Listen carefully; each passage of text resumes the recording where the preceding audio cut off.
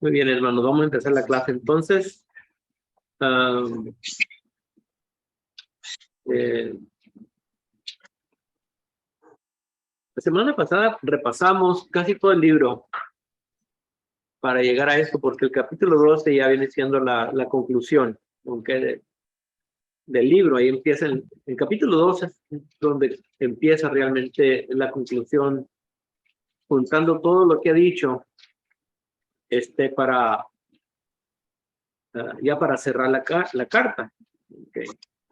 Y ha repasado algunas cosas, ¿verdad? Algunos temas que nosotros, por ser gentiles, no ser judíos, estamos ajenos a esas costumbres, ¿verdad? Y aparte del tiempo que nos separa, la distancia y luego también las culturas, ¿verdad? Nosotros, yo creo que hoy en Israel, yo creo que sí hay algunos restaurantes. Yo sé que no ha de verdad muchos, no sé qué tanto diga la ley, pero no creo que vas a encontrar un restaurante donde te van a servir puerco, porque los judíos guardan todavía la dieta que les impuso la ley allá atrás en Levítico y en Deuteronomio. Okay. Pero aquí en Mexicali todo es diferente. Donde quiera vas a encontrar mariscos, camarones, almejas, cosas que los judíos no comen, ¿verdad? Carnitas y cosas así. En Israel todo es diferente. Estoy usando la dieta solamente como un ejemplo del cambio de cultura. Okay. Aparte, en casi todo, en las fiestas que tienen ellos, todo es muy diferente a nuestras fiestas. Nosotros tenemos fiestas del país, ¿verdad? El 5 de mayo, el 16 de septiembre, y las celebramos de una manera. Ellos también tienen su propia día de independencia, que viene siendo el primer mes de su calendario, ¿verdad? Que viene siendo en nuestro calendario como en últimos de marzo, primeros de abril, y es cuando se celebra la Pascua. Okay. Dijo Dios, este va a ser el principio de sus días, de sus años. Okay. Así es que todo está muy diferente. Hablando con Juan también a veces me dice, ¿verdad? Que allí no sé en qué fecha, ¿verdad? Pero no es el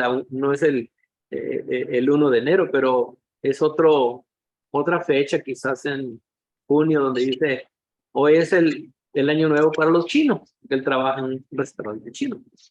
¿Y para qué hablar de los chinos que todo tipo de diferentes costumbres? Okay.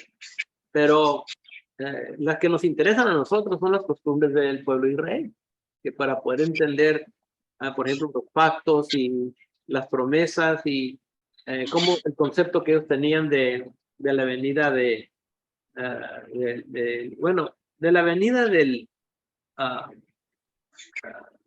Mesías, okay, que nosotros conocemos como Jesús, el Cristo, la venida de nuestro Señor, pero el concepto que ellos tenían y lo que sucedió, que lo rechazaron y lo crucificaron. Okay.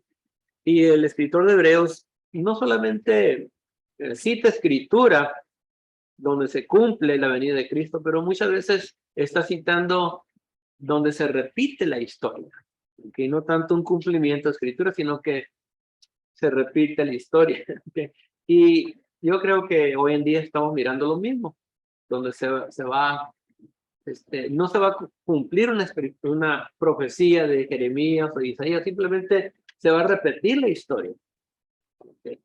Porque, por ejemplo, ahorita estamos nosotros, y nomás quiero usar nuestra situación como un ejemplo, ¿ok? Pero yo sé que Estados Unidos ni México estamos específicamente mencionados en el libro, en el Nuevo Testamento, ¿ok? Sino que siempre es Israel. Pero ahorita estamos sufriendo problemas con la enfermedad del COVID. Ya como que ya lo tenemos más controlado. Pero los doctores y los biólogos y toda la gente que se encarga de tratar de arrestar esta enfermedad nos dicen, prepárense porque ahí viene otra, que ya entramos en otra etapa. Va a venir otra, quizás más fuerte, menos fuerte, pero va a haber otra. ¿Okay? Y ahorita estamos en una sequía. ¿Okay? Y ahorita aquí no nos han preparado para lo que viene. ¿Okay? Pero hay sequía en los Estados Unidos. Y allá sí están racionando el agua, ¿verdad? El río Colorado se está secando. ¿Cómo se va a secar el río Colorado? Pues sí. Y como una nación, no le van a pedir a Dios que llueva. Porque como una nación es una, ah, es, es en contra de la ley. ¿Okay? Que una nación le pida a Dios para que llueva. ¿Okay? Y dice Dios, que no me pidan, le voy a cortar el agua un rato a ver qué pasa. ¿Okay? Pero dicen que no tenemos mucho tiempo.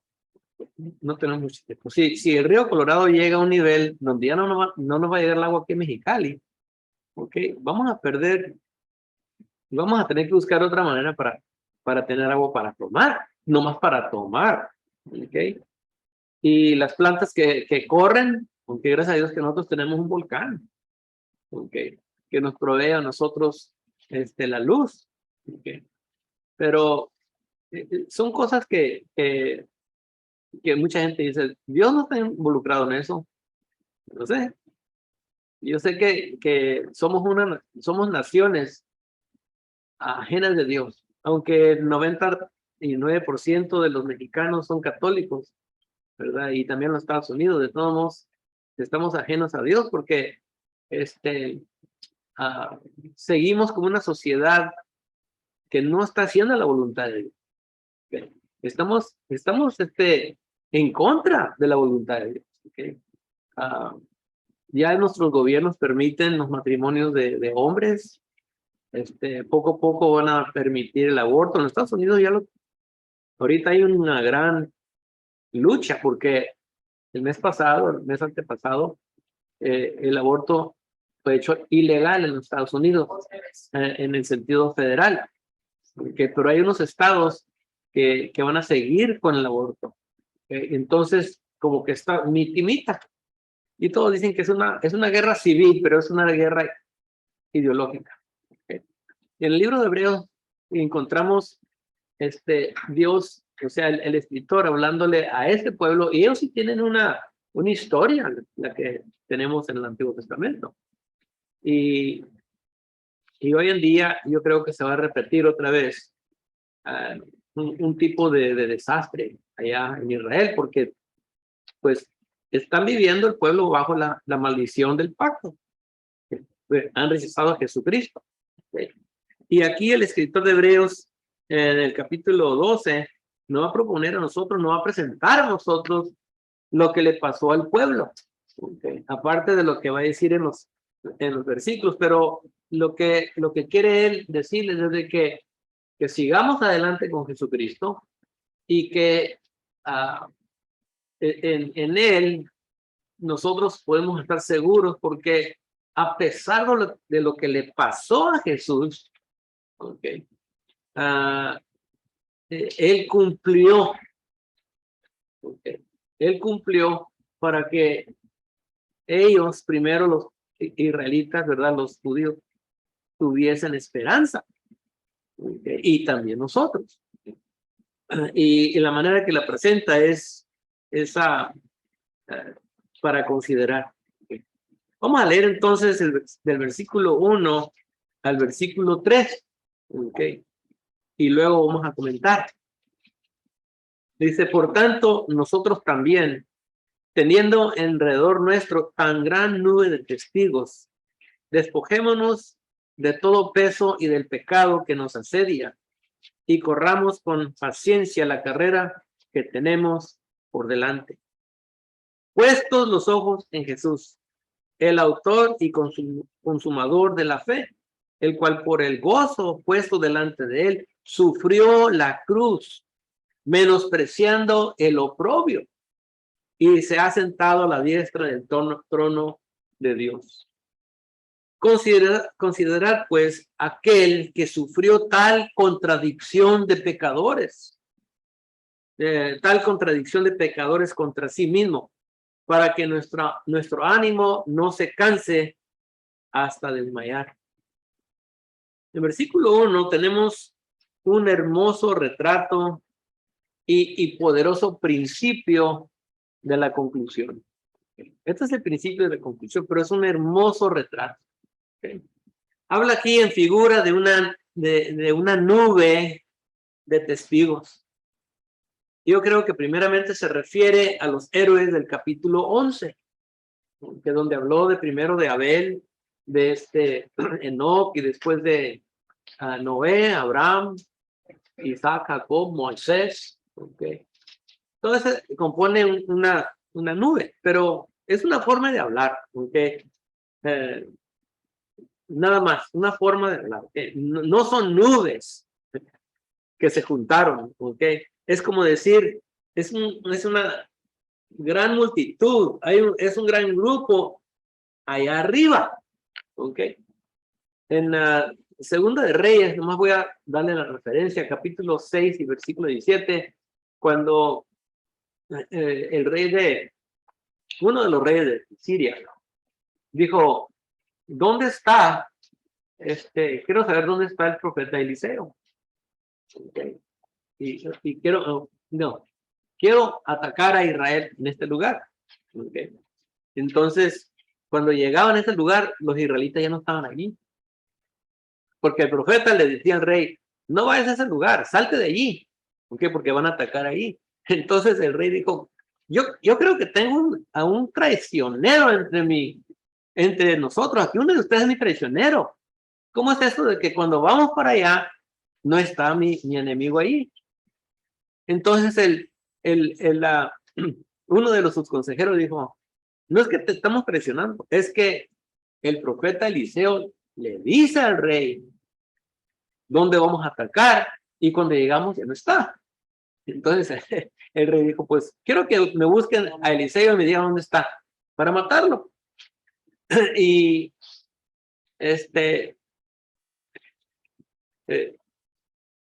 le dijeron y fueron y rodearon donde estaba Eliseo. Y su siervo, el siervo de Eliseo, se asustó y dijo, ¿qué vamos a hacer? Y Eliseo le dijo a Dios, Señor, ábrele los ojos para que vea. Y le abrió los ojos.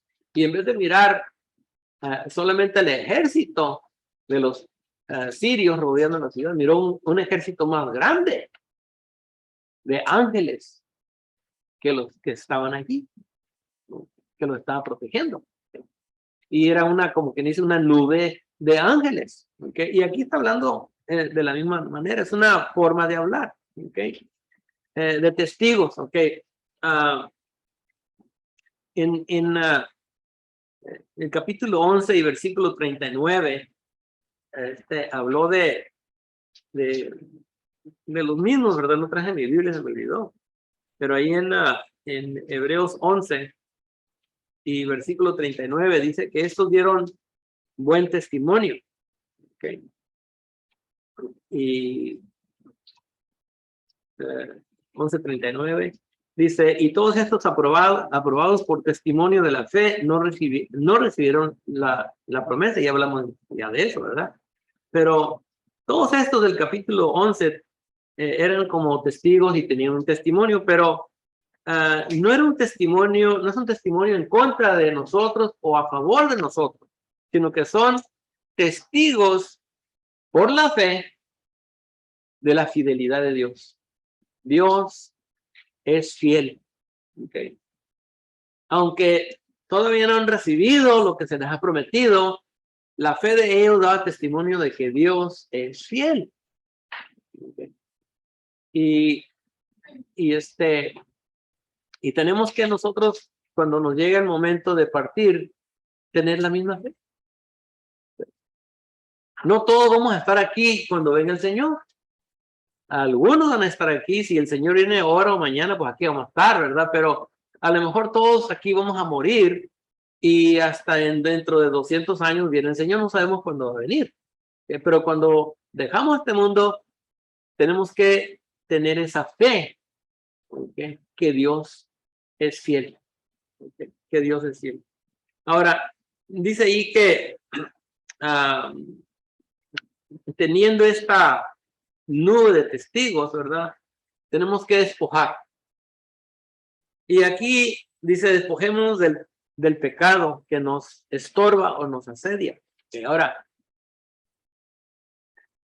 el escritor de Hebreos no se va a hacer ni ignorante, ni va a hablar como un tontito, ¿verdad? Él admite que hay pecado. ¿Ok? Y todos aquí tenemos algo que nos estorba. Ellos tenían algo que les estorbaba y les dijo, despojados del peso del pecado. ¿Okay? Y es un proceso continuo. ¿Okay? Cuando somos bautizados, salimos limpios de todo pecado. ¿Okay? Y el escritor de, bueno, Mateo 18, Jesús dice que nos tenemos que volver como niños, que niños inocentes. ¿Okay? Como niños en Cristo, dice 1 Pedro 2, recién nacidos, decíamos la leche no adulterada para crecer. ¿Okay? Entonces, la idea es clara. ¿Okay? Ni nacimos con pecado, pero nacemos en un mundo que nos rodea del pecado. Y cuando te bautizas, sales de las aguas sin ni un pecado. Pero vas a caminar en un mundo de pecado. Sin pecado, pero en un mundo de pecado. Y no va a faltar mucho tiempo. Yo después de que me bauticé, no pasó mucho tiempo que yo caí en mi primer pecado, o segundo pecado, no sé. Pero luego cometí pecado. ¿Ok? Y sería un pecado de ignorancia o sería un pecado a sabidas, pero yo sabía que había pecado porque me sentí muy mal.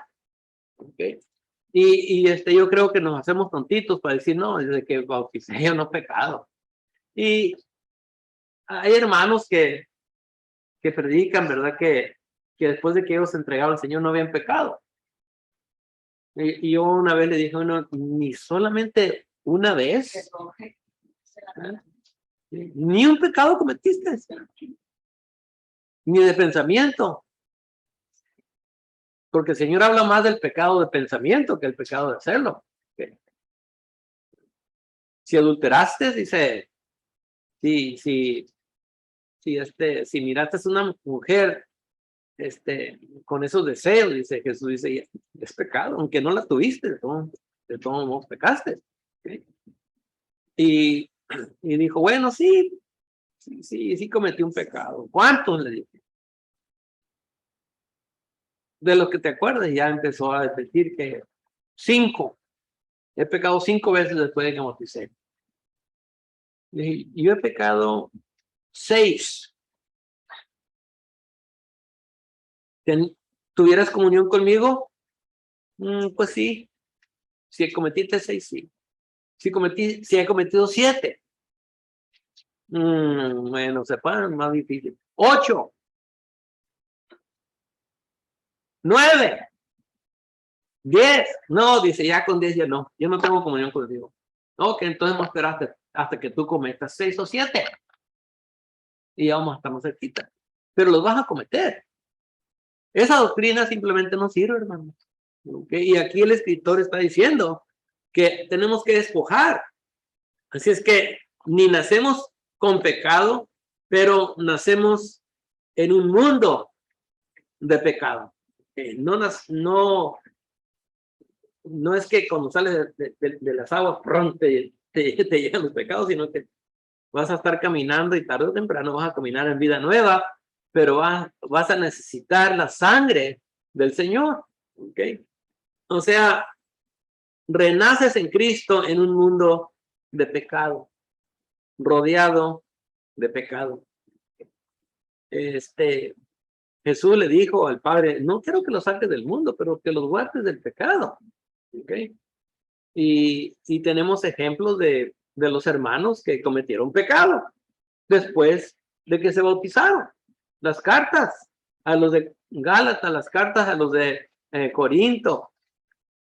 Era una congregación que ya estaban dudando la resurrección, tenían a un hermano que se había juntado con su madrastra y los hermanos todos jactándose, ¿verdad? Que lo tenían allí. Había un hermano que andaba defraudando a los hermanos, y etcétera, etcétera. Y Pablo le dijo, que entiendan, no se hagan tontos. El que hace estas cosas no va a heredar el reino de Dios. Y él les dice, esto es lo que tienen que hacer. Con ese que tienen entre ustedes, córtenlo de su comunión. Okay. Si un hermano es idólatra, fornicario, si es adúltero, avaro, dice, cortarlo de su comunión con la esperanza de que puedan ver el error de su camino y regresen para que sean salvos en el día del Señor. Okay. Así es que cuando leemos escrituras, especialmente Salmo 51 y versículo 5, me dice, en pecado me concibió mi madre. Tenemos que tener cuidado. Y el problema está que no lo leemos en su contexto. Ahorita lo vamos a leer en su contexto. Pero muchos dicen que ahí dice que claramente que cuando entramos al mundo, ¿verdad? Ya traemos el pecado que venía desde Adán y Eva hasta acá. ¿Okay? Pero el Señor habló de los niños. Y él dijo, ¿verdad? Que de los tales es el reino de los cielos. ¿Okay? Y el Señor dice que el que los hizo al principio, Génesis 1:26, los hizo a su imagen. Así hizo Dios a Adán y Eva, los hizo a su imagen. ¿Okay? Y el pecado entró al mundo porque Adán y Eva hicieron una decisión, especialmente Adán, de rebelarse contra el consejo de Dios. Y en ese día murieron. Así es que el Señor nos ha creado, pero entramos en un mundo que nos rodea del pecado.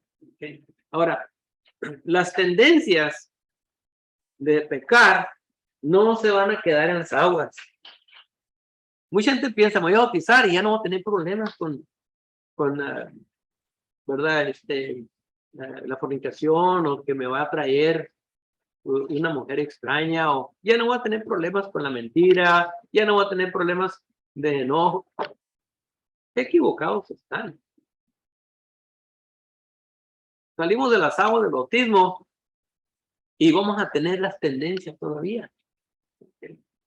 Y no te las va a quitar Dios. No te va a quitar las tendencias. Lo que te va a decir es, disciplínate. Y es la manera que vas a despojar cualquier cosa que te estorba. ¿Okay? En Lucas capítulo 21 y versículo 34. ¿Alguien nos pudiera leer ese versículo, por favor, hermano?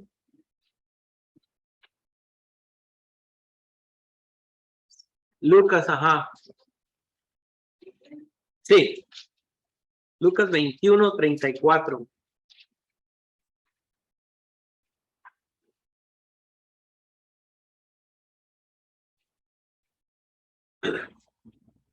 Gloria. Dice, mirad también por vosotros mismos que vuestros corazones no se carguen de glotonería y embriaguez y de los afanes de esta vida, y venga de repente sobre vosotros aquel día.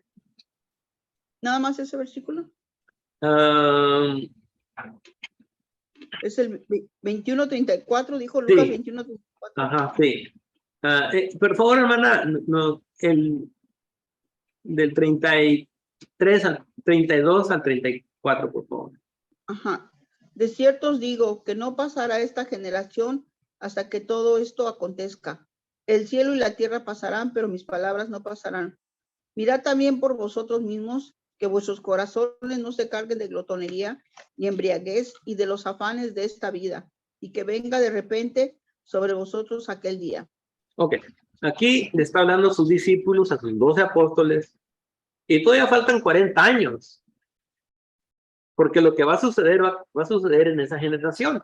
Y el Señor habló de la destrucción de Jerusalén más o menos en el año 32, Y para el año 70, que eran como 38 años, en esa generación, le vino a Israel, o sea, a Judá y a Jerusalén, y les vino su destrucción y desde entonces quedaron desparramados por todo el mundo.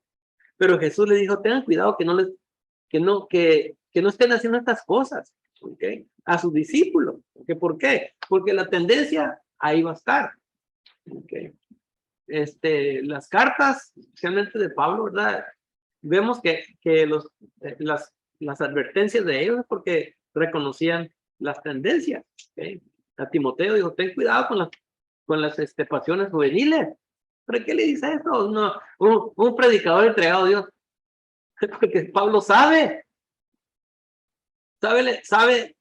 en las tendencias de un joven, ¿verdad? Demas creo que era un joven y dice, Demas me abandonó y se fue al mundo. ¿Okay?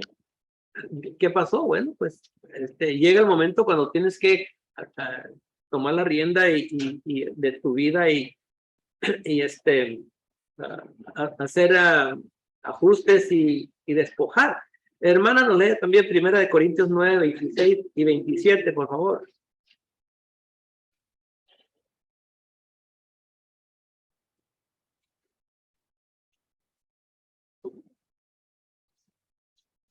Tu micrófono, hermana. Gloria. 1 Corintios 9. Del 26 y 27. Sí, es todo el bloque, pero con esos dos es suficiente. Dice, así que yo de esa manera corro, no como a la aventura. De esta manera peleo, no como quien golpea al aire, sino que golpeo mi cuerpo y lo pongo en servidumbre.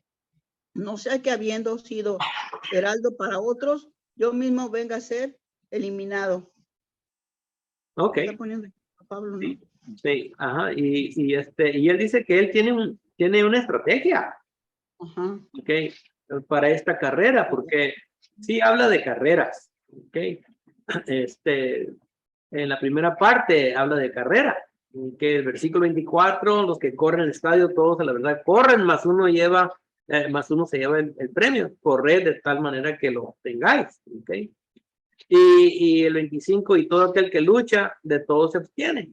Okay. Entonces, el que lucha o el que corre o el que pelea, ¿verdad? Se tiene que abstener de ciertas cosas. ¿Okay? Entonces nosotros tenemos que planear para una carrera larga. A lo mejor no va a ser larga, hablamos de eso la semana pasada, mi hermano Juan se bautizó en agosto y se nos fue en enero, sí, el siguiente año. Sí. No todos tenemos sí. Y otros la carrera va a estar más larga. Okay. Entonces tenemos que estar planeando una carrera larga. Okay. Y dijo Pablo, he acabado mi carrera. He terminado mi carrera. Yo esperaba una corona de vida, que lo esperaba. Okay. Pero miremos todos como si la distancia es larga. Okay. Uno de los problemas que yo creo que está pasando mi hijo es de que cuando murió su hermana, tenía 25 años, Melissa, murió de una enfermedad genética. Y esa enfermedad acabó con toda la familia. El único que queda es Raimundo. Es el último. Y él esta enfermedad genética nomás se pasa de las mamás a los hijos. Así es que Raimundo tuvo a Zoe, pero ella no trae, no lleva el gen. Ajá. Pero cuando se muera Raimundo, ahí se va a acabar todo. Y él pensaba que cuando murió su hermana, que él se iba a morir pronto también. Pero ahí está todavía. O sea que no planeó por una carrera larga. Dijo, voy a morir pronto, le voy a dar hilo lacha. Y también un amigo mío que lo mismo. ¿Okay? Pero nosotros, como conocedores de la verdad, no vamos a pensar así. ¿Okay? Y tenemos que abstenernos o desechar todo lo que estorba. El Señor le dijo al joven rico, vende lo que tienes y sígueme. ¿Por qué? Porque era un hombre muy rico. Y es lo que le iba a estorbar. Tú no vas a poder correr. Con eso no vas a poder correr. ¿Okay? Dáselo a los pobres.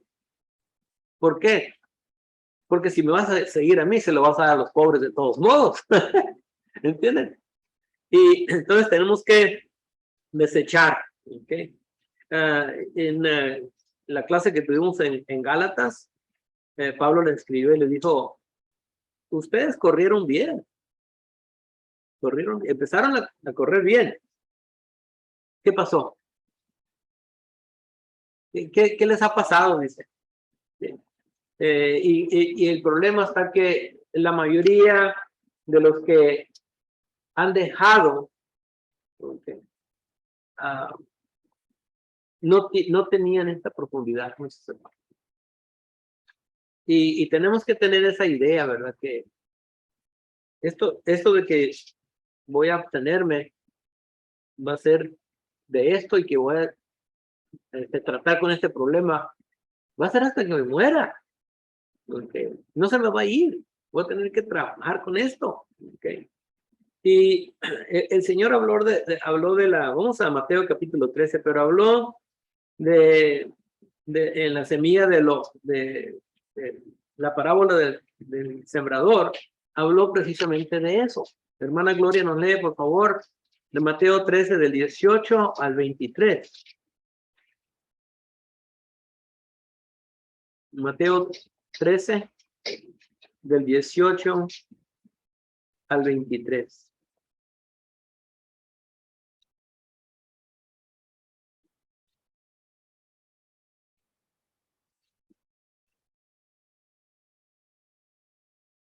No sé si ya se desconectaron. Hermano, hermano Abel, ¿nos puede leer usted, por favor? Bueno, el hermano Martínez ya tiene ahí. Ok, hermano Martínez, nos lee, por favor. Sí, hermano, con mucho gusto. Oí pues vosotros la parábola del sembrador. Cuando alguno oye la palabra del reino y no la entiende, viene el malo y arrebata lo que ha sembrado en su corazón. Este es que fue sembrado junto al camino. Y el que fue sembrado en pedregales, este es el que oye la palabra y al momento la recibe con gozo. Pero no entiende, no tiene raíz en sí, sino que es de corta duración. Pues al venir la aflicción o la persecución por causa de la palabra, luego tropieza. El que fue sembrado entre espinos, este es el que oye la palabra, pero el afán de este siglo y el engaño de las riquezas ahogan la palabra y se hace infructuosa. Más el que fue sembrado en buena tierra, este es que oye la palabra, entiende la palabra y da fruto y produce a 100, a 60 y 30 por 1. Ok, hermano, gracias. Noten el versículo, primero el versículo 21 dice que algunos no tienen raíz en sí. Okay. Es temporal. Okay. Si luego viene la aflicción, algún problema, alguna prueba, una persecución por la palabra. Okay. Alguien que te critica. Okay. Y dices tú, pues no me gusta esto que me estén criticando o que me llamen la atención o alguna cosa que en la vida, ¿verdad? Ayer estábamos hablando de personas que se enferman o personas ancianos que los meten en un asilo. Yo no estoy en contra de eso, ¿verdad? Pero muchas veces los hijos no quieren batallar con sus papás. Y nadie le puede dar mejor cuidado al papá o a la mamá que un hijo o una hija. Amén. Nadie. Y es un terror muchas veces al anciano cuando le dicen, ¿verdad? Te vamos a poner en el asilo. Y me acuerdo que Marta me decía que tenían a su abuelita en asilo. Y íbamos a visitarla. A mí no me gustaba ese asilo, pero ahí la tenía, a ella. Y no estaba contenta ella. Y vivió hasta los 102 años la señora. Y no era una cosa donde... la cosa está que cuando tu mamá tienes 90 años, tú tienes 70 años, ya no tienes las fuerzas. Pero la familia es bastante grande. Y yo sé que en México y en El Salvador, yo sé que hubo casos donde la familia escogía a una joven o un joven que se fuera a quedar con los abuelos para que los cuidara. ¿Okay? Pero muchas veces los hijos dicen, no, yo quiero una educación. Y además es un mandamiento. Pues sí, es un mandamiento, estamos hablando del mandamiento. Honra a tus padres y tu madre. Y pero yo sí quiero tomar cannabis. ¿Mande? Yo sí quiero. Ya sé. Que a mí que me quieran y cuando yo ya no tuviera.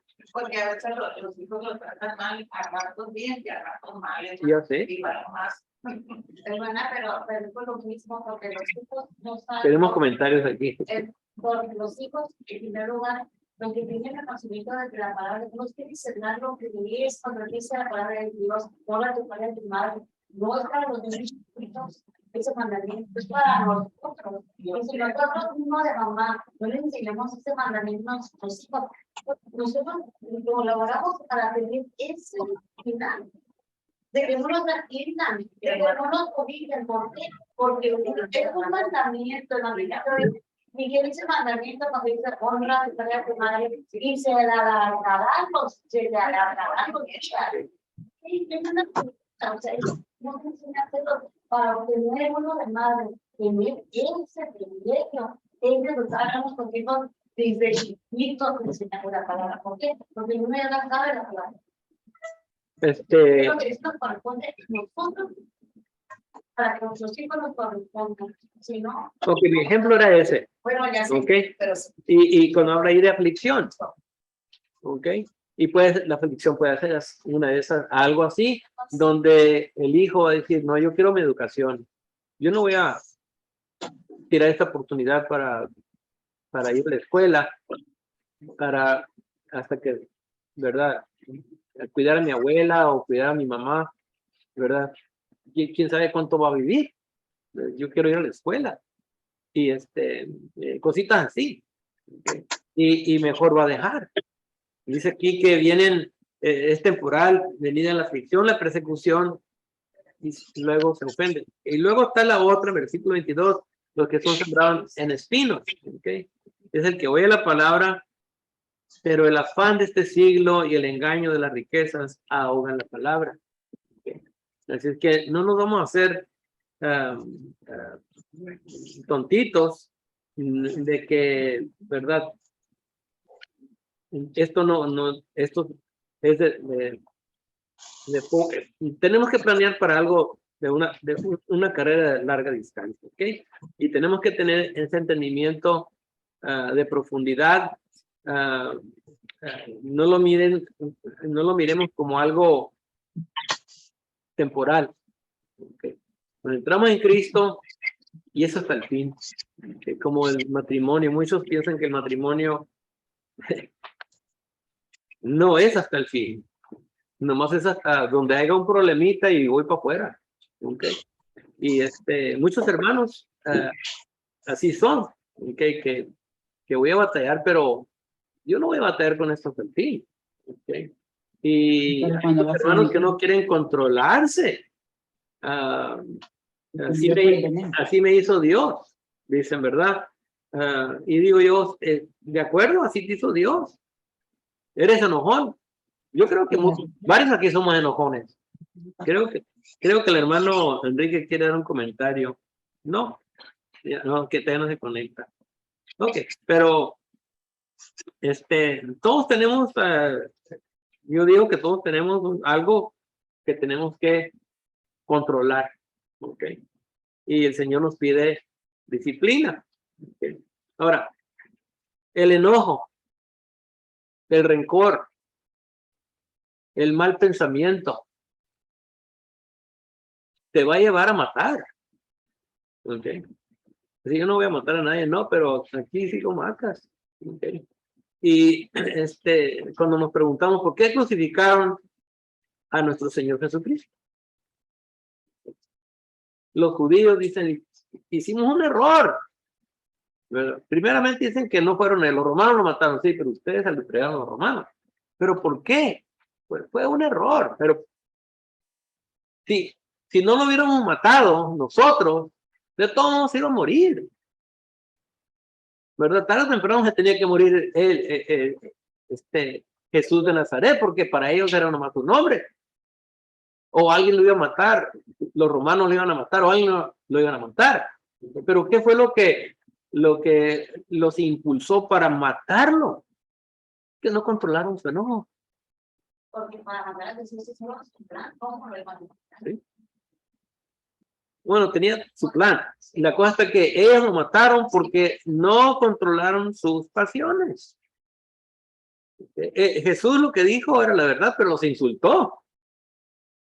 ¿Y cuántas veces nos dicen a nosotros la verdad?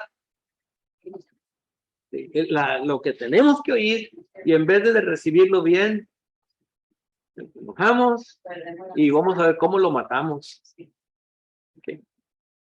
Y la cosa es que no podemos cambiar las pasiones que tenemos. ¿Okay?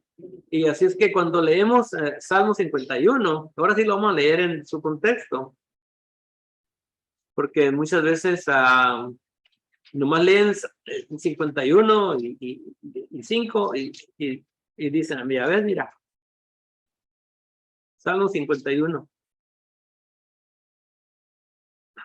Pero es un tipo de hebreísmo, así hablan ellos, es una expresión exagerada.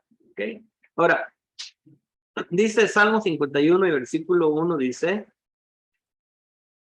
ten piedad de mí, oh Dios, conforme a tu misericordia, conforme a la multitud de tus piedades, borra mis rebeliones. Lávame más y más de mi maldad y límpiame de mi pecado. Porque yo reconozco mis rebeliones. Mi pecado está siempre delante de mí. Aunque el Señor lo perdonó, su pecado estaba ahí molestándolo, lo molestaba. ¿Okay? Estaba perdonado, pero lo molestaba. Y él reconoce en el 4, a ti solo he pecado. Y he hecho lo malo delante de tus ojos. Y para que seas reconocido justo en tu palabra y tenido por puro en tu juicio. He aquí, en maldad he sido formado, y en pecado me concibió mi madre. Es lo que está diciendo, que cuando tuvieron las relaciones Isaí y la mamá de David, tuvieron esa relación en un mundo de pecado. ¿Ok?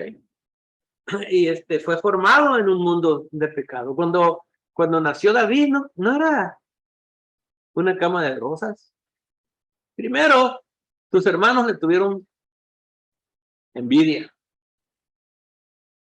¿Okay? Tuvieron envidia porque Dios lo escogió a él. ¿Okay? Y también le tenían envidia a su fe. Cuando fue a visitar la batalla, de verdad, sus hermanos estaban arrinconados con todas las otras gallinas ahí, todos los otros cobardes diciendo, ¿verdad?, que no le tenían miedo al gigante. Y David llegó y dijo, ¿qué está pasando aquí? ¿verdad? ¿Y no has oído que el que mata a ese gigante, el rey le va a dar una hija? ¿Okay? Y David dice, ¿cómo van a dejar que este hombre esté blasfemando a nuestro Dios, al Dios de Israel? Y sus hermanos le dijeron, cállate tú, chamaco mocoso y metiche. ¿Okay? Pero alguien oyó y le dijo el rey, este es un chamaquito que dice que le puede ganar a ese gigante. ¿Qué tengo que perder? Dijo el rey, tráigamelo para acá. Y le dijo, ¿quién sabe qué pensaría el rey? Bueno, que vaya el chamaco, de todos modos, si muere, pero le voy a ayudar. Ponte mi armadura. No quiero nada de eso, dice. Y nomás se fue con su resortera y unas piedras. Pero si era Pero fíjese, estaba rodeado de maldad. Ese rey no era bueno. Israel andaba mal. Tenían ídolos por todas partes. Y él vivió en ese mundo. Habían templos a Cera, la diosa de la fertilidad. Y en los templos, ¿qué hacían en los templos? Relaciones sexuales. Ahora, él entró en un mundo de pecado, pero cuando dice que en pecado me concibió mi madre, no está diciendo que Dios lo hizo pecador, porque él dice, he pecado contra ti y solamente contra ti. Yo he pecado para que seas reconocido justo en tu palabra, en tu juicio. Porque si él nos concibió Dios en pecado, porque es el que nos ha dado la vida, yo le puedo decir a Dios, bueno, ¿qué me vas a culpar si así me creaste? Desde que estaba en el vientre de mi mamá, ahí ya me metí en el pecado. No vas a poder decir eso. ¿Por qué? Porque cuando lees el contexto te das cuenta que está diciendo otra cosa. Es lo que está diciendo. Pero muchos creen que entramos al mundo ya pecadores. Y hay niños que desde que son chiquitos, son bien traviesos. Y dicen, ya está, mira el chamaquito, mira. Ya tiene 3 años, mira, ya anda haciendo maldades. Miren, hermano, cuando nace la criatura, lo tienes que disciplinar desde que nace. Al abril, yo la tenía en los brazos en los servicios. Cuando estaba predicando a otro hermano, enseñando, y ella quería llorar o algo, nomás le hacía así. Y se callaba. Y ya cuando tenía un año, 2 años, abril era un perico. Un periquito. Ella hasta me dijo un amigo, te voy a comprar una jaula para el chamaquito. De tanto que hablaba. Pero cuando decían, hermanos, es hora de adorar a Dios, no le oías ni una palabra desde que empezaba el servicio hasta que terminaba. No la tenías corriendo, nada. Bendita. No, me voy a esperar hasta que tenga 5 años cuando entienda, o 7 años cuando entienda. No. La disciplina del Señor es desde que nacen. Y el Señor te hace sabio para esas cosas. Las viejitas, cuando le dabas una nalgadita, ay, no, te lloraba, ¿por qué le pegas? Y después decían, qué bueno, qué bueno que hicieron eso. Okay. Y Marta nunca se opuso a eso. No, ella estaba conmigo en eso. Okay. Pero, no nacen con el pecado, no porque son malcriados o algo así, es porque no estás tratando con tu hijo, tu hija, desde que están chiquitos. En pecado me concibió mi mamá. Yo he estado ahí cuando el papá o el abuelo le está enseñando a un niño de 1 año o menos a decir tu madre. Dilo, tu madre. Ni. Enseñándoles. Desde que están chiquitos. ¿Qué va a hacer cuando esté grande? Esa va a ser su lenguaje. Okay. Los niños no nacen así. No nacen así. Tendrán su pasión, ¿verdad? Pero es que tenemos que controlar. ¿Okay? Y es parte de nuestro crecimiento. ¿Okay?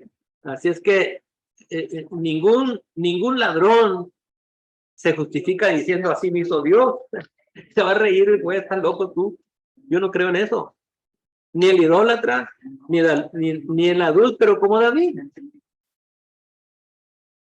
Tenemos que leer el contexto. Ahora, el versículo 2 dice, puesto los ojos en Jesús,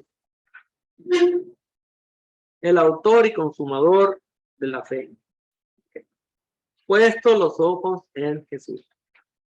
Leímos en 6:9, 18 y 19 que Jesús es el precursor en la lección, Juan, el capítulo 15, el versículo creo que el 3 y 4, dice, y sin mí nada puedes hacer. Sin mí no puedes, nada puedes hacer sin mí. Así es que nomás es uno. No en María, no pongas tus ojos en María. Ok.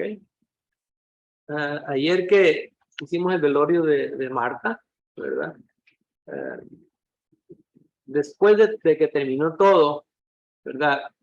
Le dije, porque la tía llegó tarde y le dije al señor, abre la caja para que ella mire a Marta, porque ella quiere mirar a Marta, más que tuvo 3 horas en la fila y no llegó tiempo. Y cuando ella sola fue, pero ahí van con su virgencita. Y por respeto a mi suegra, una de las esquinitas tenía la virgen. Pero Marta no, ella dejó esas cosas. Y si Dios me da la licencia, el miércoles voy a hablar de esas cosas a la familia, porque yo sé que Marta es lo que iba a querer. Háblale a mi familia, que usa mi sepelio para que hable con mi familia.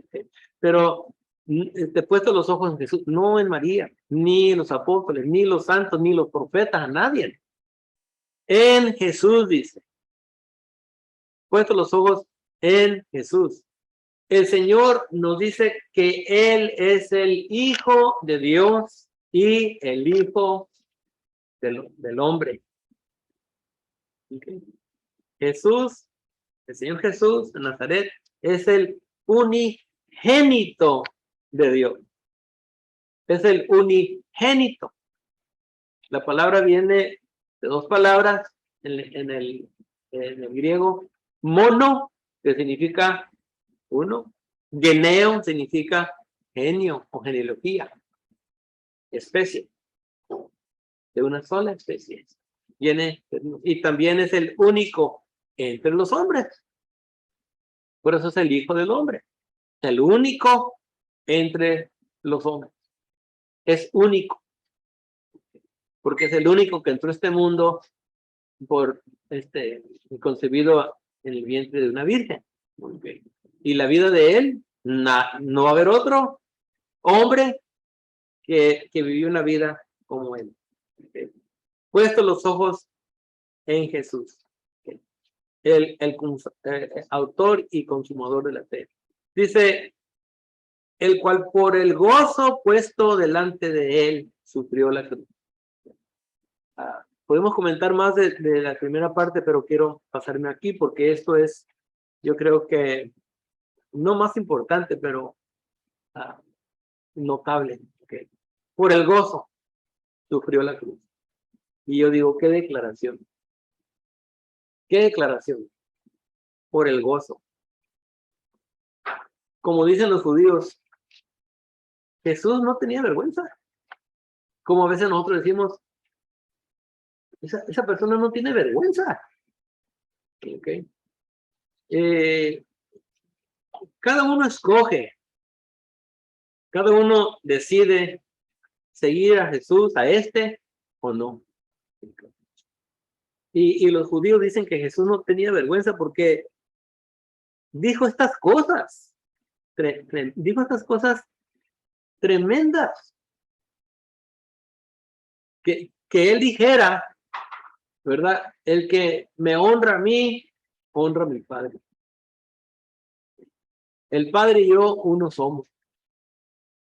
Y eso provocaba que los judíos tomaran piedras. ¿Eres tú el Hijo de Dios? Tú lo has dicho. Ha blasfemado. Es un blasfemo. Y cada uno tenemos que escoger. Jesús no podía tener vergüenza. ¿Por qué? Porque era la verdad. Yo soy el Hijo de Dios. Era la verdad, era el unigénito. Era la verdad. ¿Sí? Y es la verdad. Jesús era el Hijo de Dios. Y si te vas a bautizar, es lo que tienes que confesar.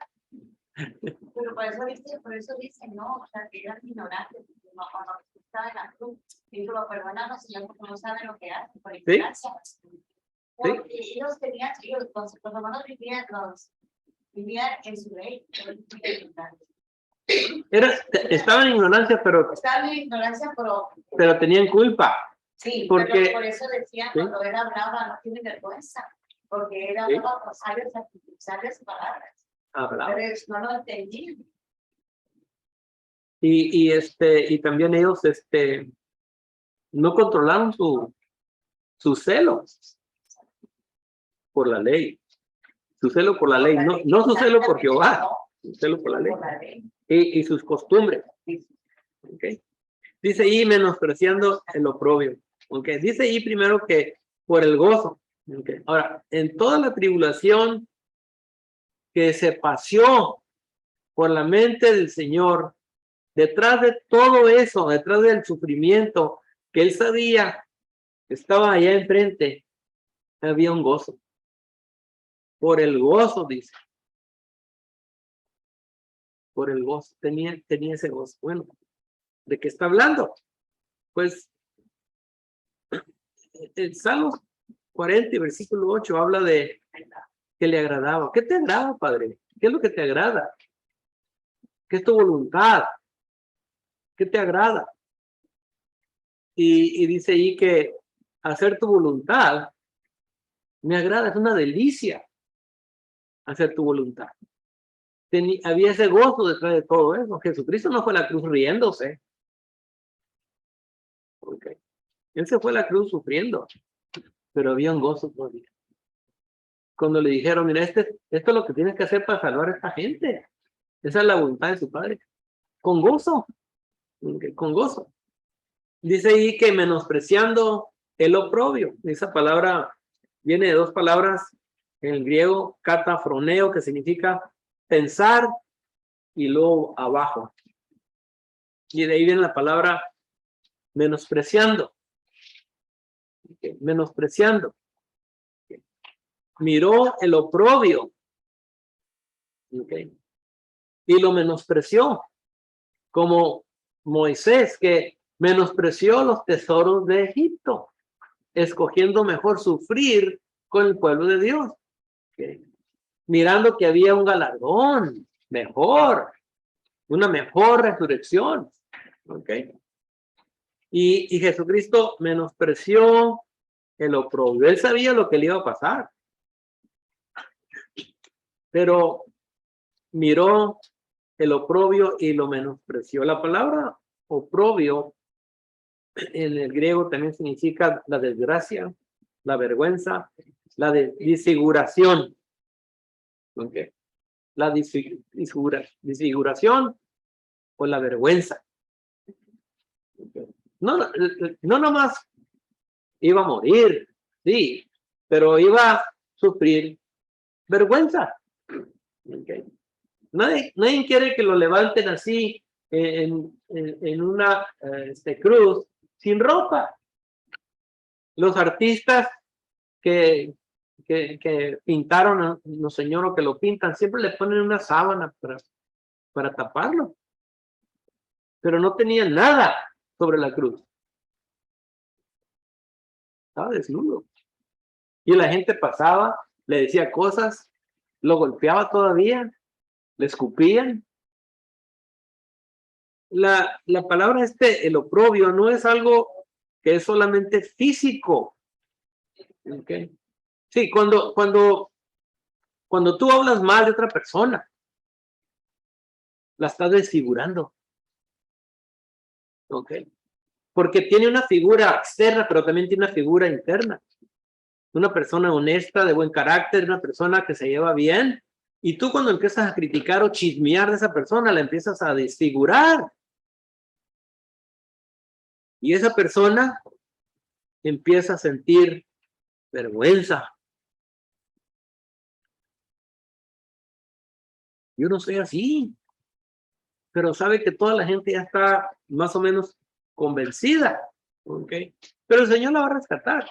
Pero de todos modos, siente esa vergüenza. Así es que el Señor no solo fue desfigurado de su rostro, porque sí lo golpearon y le dieron lo azotaron, pero pasó la vergüenza de ser un gran pecador. No nomás un pecador así común y corriente, un mentiroso, no, un blasfemo. ¿Qué más necesita de testimonio necesitamos contra él? Ha blasfemado con su propia boca. ¿Okay? Y rasgó su vestidura en su sacerdote. ¿Qué dicen? Es digno de muerte. Pero dijeron, apedrearnos bastante. A ver si lo podemos crucificar. Y él sabía, me van a levantar. Me van a levantar. Al menospreciar el oprobio, significa que estimó más alto otra cosa. Miró el sufrimiento y lo bajó y puso otra cosa arriba de la vergüenza que él iba a sufrir. ¿Y saben qué era? ¿Alguien me quiere decir qué era?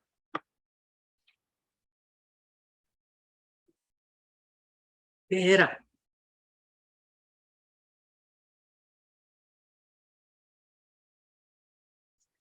Era el amor a su padre. O sea, Jesús dijo, Más arriba. más arriba. Menospreció Ok. el oprobio, pero cuando menosprecias, ¿qué tienes que enaltecer otra vez? El amor a su padre. Y el amor a los que esperaban redención. Amén. De los que estaban allí, de los que habló en el capítulo 1. A la nube de testigos. Eso es lo que quiere Dios. Que sean salvos. Los que esperaban al Mesías. Miren, hermanos. Nuestra vida, aunque creas en él o no creas en él, es una vida de ponerle valor a cosas. A unas cosas le vamos a poner más valor que a otras cosas. Así es tu vida. Todos los días le vas a poner menos valor a unas cosas y más valor a otras cosas. Y en la carta, en 2 Corintios, Pablo dice, ¿verdad? Que en pocas palabras, dice que las cosas que se ven son temporales. ¿Okay? Y las cosas que no se ven son eternas. Amén. ¿Cómo ven las cosas temporales? Vale más que las veas. No aprecio. Sí, menos precio. No me las puedo llevar. Aquí se van a quedar. Pero las cosas que no se ven son eternas. Y es lo que le da peso a la gloria de Dios. Las buenas obras. Okay. 2 Corintios 4, del 16 al 18. El Señor habló de que quiere salvar su vida, la va a perder. Pero el que pierde su vida, la va a salvar. Vamos a terminar, hermanos. Dice ahí que se ha sentado a la diestra del trono de Dios. Y no hay un lugar más alto que la diestra del trono de Dios. Y es la 5ª vez que menciona su lugar de autoridad. Capítulo 1, versículo 3, el capítulo 3, y creo que el capítulo 5, capítulo 8, capítulo 8, versículo 1, 3, lo menciona. Esta es la 5ª vez que menciona eso, que está sentado a la diestra del trono de Dios y hace la invitación, ¿verdad? Acerquémonos al trono de gracia. No podemos entender. Sufrió por nosotros. Es lo que quieren que entiendan. ¿No entienden? Sufrió por nosotros. Él no se iba a sentar en su trono sin primero abrir el camino. Okay. Quitó lo que estorbaba, que era nuestro pecado. Y todos los días ahí está la sangre lavándonos para poder llegar. Acerquémonos pues al trono de gracia, dice capítulo 4, el versículo 14 y 16. Nadie tiene excusa. Es lo que dice Pablo, nadie tiene excusa. Porque si no llegas, no le podemos echar la culpa a Dios. Si no llegas, porque le pusiste más precio a las cosas de aquí que las cosas de allá. Ahí vamos a terminar, hermanos, porque se nos acabó el tiempo. Vamos a siempre dejar tiempo. Si tienen algo que añadirle al versículo 1 y 2, o tienen que alguna opinión o algo, yo sé que versículo 1 hablé un poquito de una doctrina que muchos creen, ¿verdad? Que nacemos ya con el pecado original o el pecado innato, o nacemos ya en pecado. Y yo sé que hay muchos hermanos que no están de acuerdo con eso, pero yo creo que la mayoría sí están.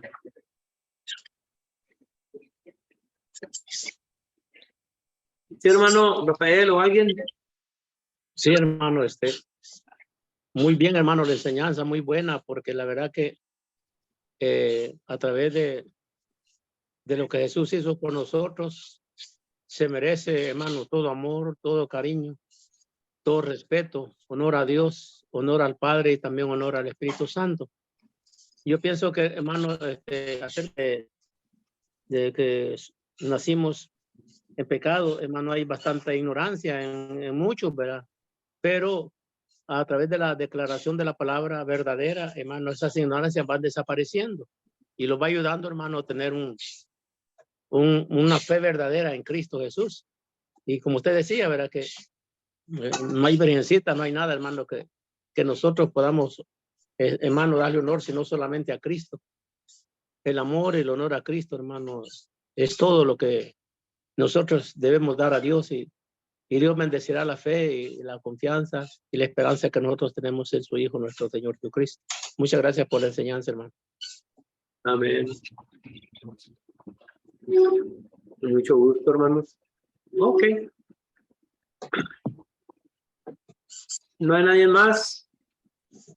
Bueno, lo felicitamos, hermano Abel, por su hijo que acaba de nacer. Gracias, hermano Raimundo. Y Aquí gracias estamos por, muy contentos. y gracias por la lección. Y pues cuídese mucho, hermano, porque el diabetes es bien peligroso. Ya sabe, ni para qué le digo.